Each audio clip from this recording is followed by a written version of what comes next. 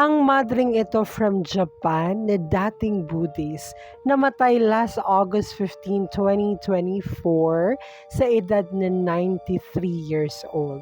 Ay pinaniniwalaang nakatanggap ng mensahe mula sa imaheng ito ng mahal na Birheng Maria. Ave Maria. Ang imahe nga na ito ng mahal na Birhen sa Japan ay kilala sa tawag na Our Lady of Akita.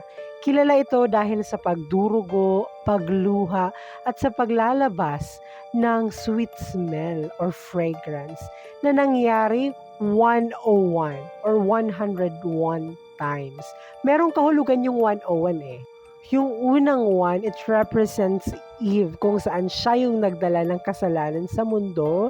At yung isang one naman ay nagsisimbolo or nagre-represent sa mahal na Birhen na siya namang nagdala sa ating Panginoong Jesus or nagdala ng kaligtasan dito sa mundo. While yung zero sa gitna, it represents God. Eto nga si Sister Agnes na nakatanggap ng mensahe mula sa mahal na Birhen Maria through locution. Locution is different from apparition since locution is yung parang nakakatanggap siya ng mensahe nang walang nakikita. Parang boses lang ba? Pero alam niyo ba that during that time, merong problema sa pandinig si Sister Agnes. Pero during that time, sinasabi kasi na meron siyang narinig na boses coming from that image of Our Lady of Akita. A sweet voice kung saan pinangakuan din siya na siya ay gagaling.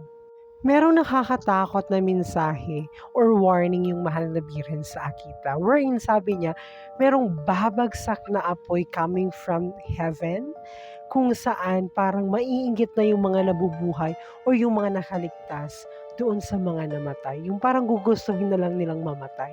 Parang ganon.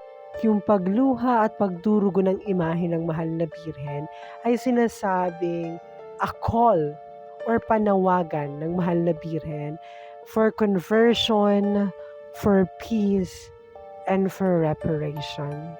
So hanggang doon na lang muna, Chingas in Faith. And ito po ang inyong Hermana reminding you, choose to be happy and choose to be holy. Thank you!